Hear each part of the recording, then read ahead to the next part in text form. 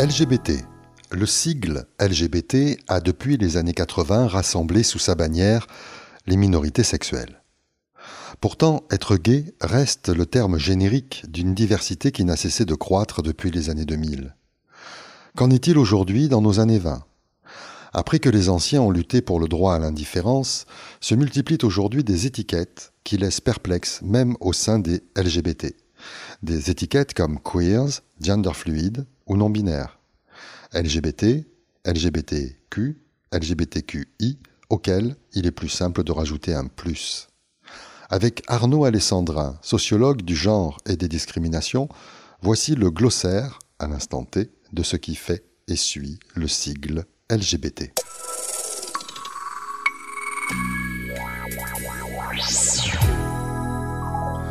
L comme lesbienne. La question de qu'est-ce qu'être lesbienne, elle a été longtemps corrélée à la question qu'est-ce que ne pas être hétérosexuel. Et c'est vrai que des auteurs classiques comme Monique Wittig, par exemple, ont essayé de mettre en récit ce que pouvait être la déprise, le dessaisissement, le détricotage des normes hétéropatriarcales par l'action d'être lesbienne.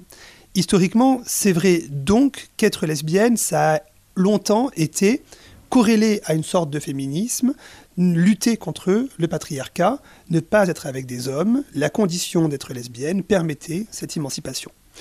Depuis les années 80-90, on sait que l'identité lesbienne est une identité en soi et que des revendications propres lui sont associées. Malheureusement, parce que l'histoire a été comme celle-ci, les revendications gays, et aujourd'hui peut-être d'autres types de revendications, font passer sous silence les revendications lesbiennes et aussi les lieux de sociabilité lesbienne, les visibilités lesbiennes. Et je crois que si on s'intéresse aux productions contemporaines, notamment aux productions écraniques ou sérielles, comme The L Word par exemple, on observe que la figure lesbienne reste toujours une figure de côté dans la communauté LGBT. Une figure de côté qui est toujours tiraillée par cette question fondamentale. Est-ce que les lesbiennes appartiennent complètement à la communauté LGBT ou est-ce qu'en appartenant à cette communauté LGBT, elles ne sont pas une nouvelle fois subsumées par une sorte de patriarcat qui serait celui des gays, par exemple ? G comme gay. Très clairement, aujourd'hui, on sait que les gays sont les garçons, mais ça pose différentes questions. D'abord, qu'est-ce qu'on entend, et cela vaut pour les lesbiennes, qu'est-ce qu'on entend par gay ? Est-ce une identité ? C'est-à-dire la façon de dire « je suis gay ». Est-ce que c'est une orientation sexuelle ? Je suis plutôt attiré par quelqu'un qui me semble être du même genre ou du même sexe que moi, et donc par conséquent, je m'identifie comme homosexuel ou gay. Et on voit déjà que la terminologie n'est pas la même, puisqu'homosexuel renvoie à quelque chose de la sexualité, de même qu'homosexuel renvoie à l'idée, ou en tout cas à l'histoire d'une construction, d'une pathologie. Mais il y aurait une troisième formulation à cela. Est-ce que je suis gay parce que je pratique une relation sexuelle avec quelqu'un de même sexe ou du même genre ? Et avec la question gay, je crois plus précisément avec la question du VIH-Sida, on a su faire la différence entre identité, pratique et orientation sexuelle. Et donc, dans ce paysage-là, qu'est-ce qu'être gay ? Qu'est-ce qu'être gay encore plus aujourd'hui, où on sait que les questions de sexualité sont heurtées par les questions de genre, et donc les questions de non-binarité, les questions de fluidité de genre viennent très nettement rebousculer cette identité qui semblait au fond un peu figée, les lesbiennes d'un côté, les gays de l'autre. Qu'en est-il aujourd'hui ? Qu'être gay pour les jeunes, il n'est pas certain que subjectivement ça ait la même valeur, la même pesanteur qu'il y a quelques années. B comme bisexuel. Oui, c'est vrai qu'historiquement, on aurait tendance à croire que la bisexualité a toujours existé. Mais comme l'homosexualité, ne faisons pas d'anachronisme conceptuel. En réalité, chez les Grecs comme chez les Romains, il n'y avait pas de bisexuels, il n'y avait pas d'homosexuels. Il y avait des gens qui avaient des attirances sexuelles et des pratiques sexuelles, aucunement des identités sexuelles, puisque être homosexuel n'avait pas de sens, puisque le mot n'existait pas. Au demeurant, on voit que historiquement, les catégories, ce qu'on appelle nous homo ou hétéro, ont toujours été des catégories plus ou moins poreuses l'une à l'autre, malgré les interdits, malgré les tabous, malgré les sanctions. Il est vrai qu'en France, il a fallu attendre très récemment pour que des associations comme Because prennent la défense des personnes bisexuelles, avec ce soupçon toujours présent, les bisexuels sont-ils toujours vraiment bisexuels au fond? Est-ce que c'est pas une passade? Est-ce que c'est pas une mode? Est-ce qu'ils ne seraient pas gays mais ils n'oseraient pas le dire? Ou lesbiennes mais elles n'oseraient pas le dire? Et on a dans la littérature quand même cette suspicion qui demeure toujours du côté des bisexuels. En ajoutant ce point, je pense fondamental, c'est que depuis quelques années, on ne parle plus que de bisexuels, mais on parle de pansexuels, et ça change la donne. Ça change la donne pourquoi? Parce que bisexuel, ça renvoie à cette bicatégorie, les hommes, les femmes, homo, hétéro. Or, dans un monde de fluidité, dans un monde qui intègre la question du genre, la question transgenre, mais aussi la question intersexe, qu'en est-il de ces deux cases qui sembleraient comme ça hermétiques l'une à l'autre? Alors le préfixe pan, il a cet avantage de rassembler, et d'ailleurs il veut dire ça étymologiquement, il rassemble, il crée une totalité comme la Pangée, à l'origine des continents, il existait un seul continent, la Pangée. Alors cette idée au fond de pansexuel renvoie à ce phénomène selon lequel on apprécie, on est attiré par une personne indépendamment de sa génitalité. Et donc on peut apprécier quelqu'un en fonction des deux genres, des deux sexes, des deux sexualités. Et il est intéressant de constater qu'on s'extrait de la dimension génitale avec ce terme. Encore heureux d'ailleurs que la personne ne soit pas définie par un élément circonscrit de son corps, à savoir quelques centimètres entre ses jambes. T comme trans. Alors dans l'acronyme LGBT, il y a le T de trans. Et le T de trans, il a une histoire. Puisque dès 1953, des médecins comme Harry Benjamin vont définir ce que c'est que le transsexualisme. Et le transsexualisme, il est défini comme une pathologie. Il est défini comme une maladie. Et il faut attendre très récemment en France pour qu'il y ait ce qu'on appelle une dépathologisation, désolé du mot un peu long, c'est-à-dire une sortie des catégories psychiatriques et psychologiques pour autoriser les personnes trans à être qui elles sont, à disposer de leur corps. En 2016, par exemple, la loi enfin autorise les personnes trans à changer d'état civil sans être stérilisées. C'est hier. En 2016, enfin, la France reconnaît le terme de transphobie.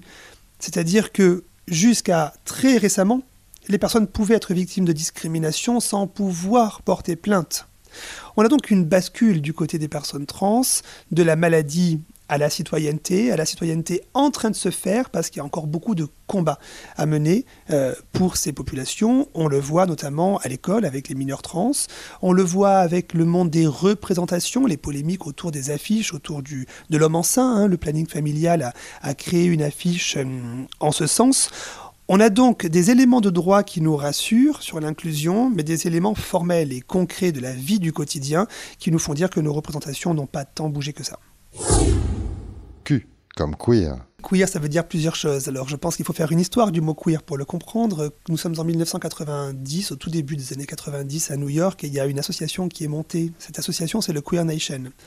Et le Queer Nation va dans les bars, les boîtes, les clubs hétéros et renverse les stigmates attribués aux personnes gays à l'encontre, cette fois-ci, donc des personnes hétéros, en leur disant « ne vous embrassez pas trop visiblement, ça pourrait perturber les enfants. Ne vous tenez pas la main, c'est de l'outrage aux bonnes mœurs. » Et en renversant le système des normes, les personnes donc, qui s'auto-identifient comme queer vont créer ce qu'on appelle un mouvement social, en sociologie, un mouvement social en faveur des marges de genre et de sexualité. Alors pourquoi le Queer Nation s'appelle queer? Parce que ce n'est pas qu'un mouvement associatif, qu'un mouvement social, le mouvement queer. Le queer, ça renvoie à plusieurs choses. D'abord, ça renvoie à l'insulte. Fagot, donc queer, PD, tapette. Ça renvoie aussi à la dimension du malsain et du nauséeux. I feel queer, je suis nauséeux. Et puis ça renvoie à la non-rectitude. Queer, ça veut dire bizarre, ça veut dire tordu, là où straight, ça veut dire droit, et en anglais straight, ça veut dire hétéro, et queer, ça veut dire pédé. Donc il y a étymologiquement quelque chose qui nous fait dire qu'être homo, c'est déjà être tordu, être homo, ou LGBTIQ, en tout cas appartenir aux minorités de genre et de sexualité, c'est déjà être tordu, ou ou transmettre quelque chose de l'ordre d'une maladie. Alors, pas forcément le VIH-Sida, même si les années 90 ont été marquées par ça, mais en tout cas une maladie morale, quelque chose de cet ordre-là. C'est traduit par des livres, des théories, et queer, ça devient une théorie. Ça devient la théorie queer. Et la théorie queer, c'est quoi? C'est une théorie qui déconstruit les normes de genre et de sexualité. Mouvement social, identité, théorie, c'est ça le queer. C'est une théorie nomade qui a pour visée de déconstruire les normes, et progressivement pas que les normes de genre et de sexualité, mais aussi les normes ethno-raciales ou les normes du capitalisme. I comme intersexe. Alors, il y a le I aussi dans LGBTIQ, et intersexe, ça renvoie aux personnes qui sont nées avec une forme génitale, mais aussi lors de l'adolescence, c'est-à-dire de la puberté, avec une forme de sexuation secondaire, c'est-à-dire les hormones, mais aussi les effets des hormones, les poils, la la pousse des seins, voilà tout ce que les gamètes peuvent produire lors de la puberté. Donc les intersexes sont des personnes qui à la naissance, sexe primaire, ou à la puberté, effet de sexuation secondaire, n'appartiennent pas ou finissent par ne pas appartenir aux normes de genre et de sexe habituelles. Donc on a en effet des formes de sexe, des formes de gonades, des formes chromosomiques qui sont surprenantes.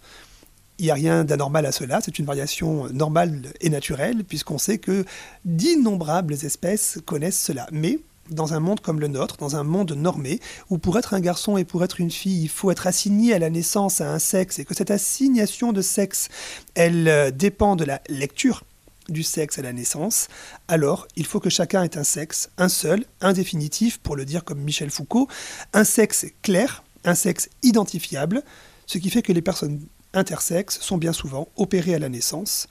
Elles disent, et je pense qu'elles ont raison, mutilées à la naissance, puisqu'elles ne peuvent pas consentir lorsqu'elles naissent ou quelques mois après qu'elles soient nées. Et on sait qu'une opération sur un corps à peine né donne lieu à des opérations tout au long de la vie. Les personnes intersexes sont donc ces personnes qui, ayant une forme de sexe ou de sexuation absolument normale et naturelle, mais minoritaire, doivent passer par le scalpel, malheureusement, encore aujourd'hui en France, pour pouvoir avoir une vie vivable. On sait qu'il y a des changements en cours, on sait qu'il y a des résistances médicales. Il est à espérer que, comme dans d'autres pays, la France reconnaisse la capacité des personnes à consentir sur cette question-là, et puis surtout, la France reconnaisse les effets délétères d'opérations sur les jeunes personnes intersexes. Alors d'abord, le choix, il est souvent fait avant l'adolescence, puisque des médecins vont se réunir pour accompagner les parents dans la décision. Alors, on le sait en sociologie, lorsque plusieurs blouses blanches se rassemblent autour de nous et font autorité, avec un vocabulaire qui est un vocabulaire de l'évidence médicale, il n'y a pas beaucoup de portes de sortie. Et les parents disent souvent oui à l'avis médical qui est celui de l'opération. Néanmoins, plusieurs cliniques et hôpitaux ont commencé à réfléchir à limiter ces opérations en donnant des bloquants hormonaux de manière à ce qu'à l'adolescence, il n'y ait pas de forme de sexuation secondaire qui nécessite l'accès notamment à la psychiatrie, puisqu'on sait qu'en termes de troubles, avoir un corps qui ne correspond pas à son identité, c'est fortement problématique. Mais les hormones, les bloquants hormonaux vont permettre aussi à la personne d'avoir un temps de latence pour maturer sa décision, et donc permettre aussi d'avoir son consentement, ou pas, pour avoir une opération, ou pas. Là aussi, les parents interviennent, puisqu'adolescents, il y a quelque chose qu'on appelle l'autorité parentale, et donc les parents doivent intervenir. Ce qui met d'ailleurs l'enfant comme les parents en porte-à-faux avec l'autorité médicale, s'ils sont situés entre le marteau et l'enclume de la norme. Et là encore, on sait que des discussions ont lieu actuellement au ministère de la Santé pour que ce ne soit pas au sein de la famille que ces décisions soient prises, mais plutôt qu'un cadre juridique permette aux chirurgiens de ne plus intervenir et aux enfants de pouvoir, adolescents, avoir une totalité de responsabilité sur leur corps, sûrement qu'ils en parleront avec les parents, mais en tout cas une plus grande marge de liberté sur leur corps, et puis une totalité, disais-je, de décision une fois adultes à 18 ans. A comme asexuel. Alors, on a beaucoup parlé de sexualité, donc de pratiques sexuelles, donc d'identité sexuelle et d'orientation sexuelle. Et asexuel renvoie à ce privatif A du côté de la pratique sexuelle. Donc, être asexuel renvoie à l'idée de ne pas avoir de pratique sexuelle. Il y a un flottement dans le terme. Qu'est-ce qu'être asexuel si la sexualité n'est pas que pénétrative? Et pour le dire comme des philosophes, comme par exemple Preciado, alors si la sexualité est autre chose que de la pénétration, de l'affleurement, des odeurs, du contact, est-ce que les asexuels sont totalement asexuels? Alors, d'autres termes apparaissent comme aromantique, pour le dire ainsi. La sexualité, l'apostrophe asexualité ne dit pas l'absence d'identité sexuelle, car se dire asexuel, c'est déjà avoir une identité sexuelle. Et puis asexuel ne dit pas non plus l'absence d'orientation, car on peut avoir des désirs, on peut avoir des souhaits sans pratiquer. De même qu'on peut parfois malheureusement pratiquer sans avoir de désir.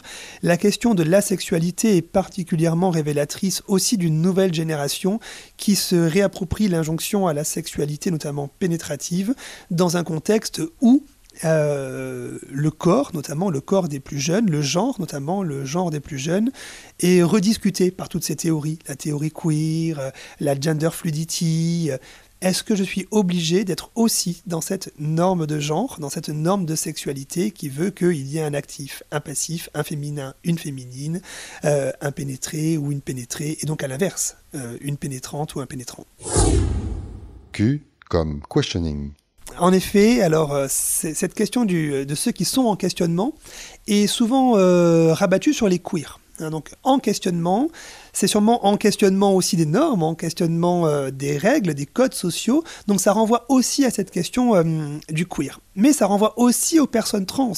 Se questionner sur son genre, se questionner sur son identité de genre, se questionner sur son attribution de sexe. Alors oui, dans l'acronyme LGBTIQ, il y a parfois deux Q pour dire queer et en questionnement. Et ce en questionnement, il montre aussi que ces minorités de genre et de sexualité, elles sont toujours dans leur biographie en devenir. Et ça permet aussi de se dessaisir de l'idée selon laquelle nous serions naturellement gays, naturellement trans, naturellement lesbiennes. Cette idée selon laquelle, au fond, il y aurait quelque chose de la nature qui ferait que nous sommes définitivement ce que nous sommes. Bon, force est de constater que la recherche, pour l'instant, a fait chou blanc de ce côté-là. P comme pansexuel. Alors c'est vrai que pansexuel est apparu récemment en France, sûrement vers le début des années 2020. Et qu'est-ce qui s'est passé en 20 ans? Il s'est passé que d'abord il y a eu les réseaux sociaux et donc un terme qui a existé à l'étranger a pu arriver en France. Deuxièmement, il s'est passé l'absorption, pour le dire ainsi, de théories, notamment la théorie queer, qui font dire aux jeunes qu'il n'est plus besoin d'être dans une identité figée. Et puis également, je crois que être pansexuel ou se revendiquer pansexuel, c'est apprendre de la visibilité des personnes trans ou intersexes.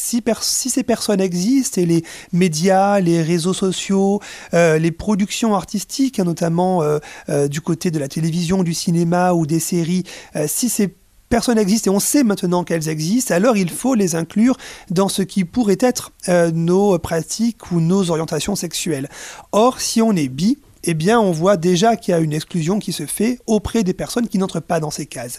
Être pan pour les nouvelles générations, en tout cas pour un certain nombre de ces nouvelles générations, c'est déjà faire le constat que ces personnes existent et qu'elles sont potentiellement désirables. G comme gender fluid.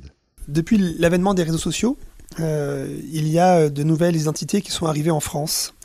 Elles existaient à l'étranger, notamment au Canada. Alors au Canada, elles existaient depuis longtemps puisqu'il existe au Canada des communautés autochtones chez qui la binarité de genre n'est pas une évidence. Et cette gender fluidity, qui renvoie aussi à la notion de non-binarité, considère que on peut osciller entre les normes de genre, on peut aussi entre les identités de genre et les expressions de genre. Alors peut-être qu'il faut définir les trois. L'expression de genre, c'est la façon dont on se présente à autrui avec un genre, le vêtement, le prénom. L'identité de genre, c'est ce que l'on ressent au fond de soi, ce qui nous fait vibrer du côté d'un genre, d'un autre ou autre chose.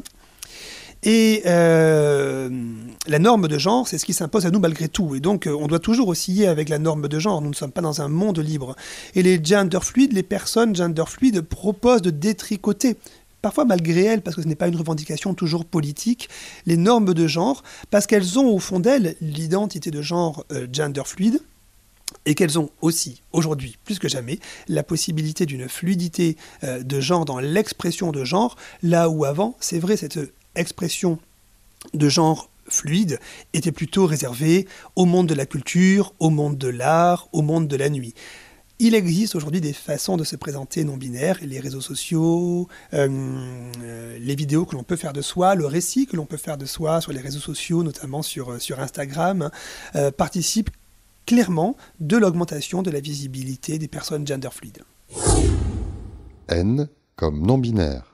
Oui, alors ça peut s'associer aussi à la question de la gender fluidity et la question de la non-binarité. D'abord, elle est mesurée. C'est ça qui est intéressant, c'est qu'on sait qu'elle est en augmentation. Mais qu'elle n'est pas en augmentation chez tout le monde, elle est en augmentation chez les moins de 25 ans. Donc il y a une nouvelle génération qui apporte de nouveaux termes et de nouvelles identifications. C'est tout à fait net statistiquement. Ce que l'on peut voir également du côté de la non-binarité, c'est que tout le monde n'est pas non-binaire de la même façon. Il y aurait au fond 3 façons d'être non-binaire. La première non-binarité consisterait à être soit l'un, soit l'autre des normes de genre. Et donc non-binaire au sens où il n'y a pas de fixité. Ça renvoie aussi à la notion de fluidité de genre. Deuxième façon d'être non-binaire, c'est d'être et l'un et l'autre, en même temps. Et cette construction du masculin et du féminin, qu'on a vu chez de nombreux artistes, renvoie également à des figures, des images, des imaginaires, que l'on a aujourd'hui plus que jamais. Alors des chanteurs comme Bilal Hassani participent de ça. Et puis la troisième façon d'être non-binaire, c'est d'être ni l'un ni l'autre. Donc je répète les 3 mouvements, et l'un et l'autre, soit l'un, soit l'autre, ni l'un ni l'autre. Et dans ce cas de figure, dans cette troisième façon d'être non-binaire, l'idée serait plutôt, à la façon des queers, d'inventer quelque chose de plus nomade, en dehors, à l'encontre, en opposition aux normes existantes. B comme bear ou plus encore. Oui, alors c'est vrai que quand on dit plus, d'abord on pourrait mettre plein de choses et chaque communauté a envie d'avoir sa lettre. Ce qui est à la fois la magie de l'identification par les acronymes et la présence des lettres, et la difficulté, car quand on fait une liste, elle n'est jamais exhaustive. Et on peut le voir avec notamment la multiplication des drapeaux. La multiplication des drapeaux, c'est aussi cette façon de dire j'existe, j'appartiens à une communauté. Alors c'est très marquant du côté, par exemple, du milieu BDSM, où chaque pratiquant a son drapeau. Alors il y a aussi quelque chose du côté du corps des personnes. Et la communauté, notamment gay, est très normative sur les corps. Des enquêtes ont pu montrer que, par exemple, les lesbiennes font moins de régimes que les gays. Les gays font plus d'opérations bariatriques que les lesbiennes, alors que dans les opérations de perte de poids, on a beaucoup plus de femmes que d'hommes. Donc il y a un rapport aux normes de genre qui n'est pas la même, aux normes esthétiques, entre les gays et les lesbiennes. Les couvertures de têtu, jusqu'à récemment, ont été quand même particulièrement critiquées pour cela. Alors, du côté des bears, il y a quelque chose aussi qui se joue, puisque à la fois il y a une déprise avec l'esthétique classique des gays imberbes, musclés et fins. Il y a aussi une déprise avec l'esthétique éternelle des twinks, la jeunesse. Et donc aussi l'absence de forme d'un corps adolescent, donc non marqué par la vie, pour le dire ainsi, ou en tout cas pour la majorité des adolescents, ou très peu marqué par la vie. Et puis c'est aussi la proposition de faire communauté à l'intérieur de la communauté. Alors, beaucoup de communautés gays ont proposé de faire des communautés dans la communauté. Et les lesbiennes aussi, les lesbiennes féministes, les lesbiennes radicales, les lesbiennes écolos. Du côté des gays, des communautés internes, la communauté gay BDSM, et dans la communauté BDSM, eh bien peut-être que, je sais pas, moi, les pratiquants de l'impact play ne sont pas les pratiquants du dog training. Et donc on voit cette multiplication des identités avec, je crois, des phénomènes de va-et-vient. C'est-à-dire que dans les années 90, la communauté queer était particulièrement présente. Dans les années 2000, on a vu une résurgence de la communauté fétiche, notamment avec le lycra ou les baskets. Et aujourd'hui, on a une résurgence plutôt de pratiques alternatives non pénétratives, comme le bondage ou le dog-training. C'est intéressant de voir que chaque période crée des figures subalternes à l'esthétique majoritaire chez les gays. Et c'est vrai que les Bears ont participé eux aussi à ce détricotage. Bienvenue.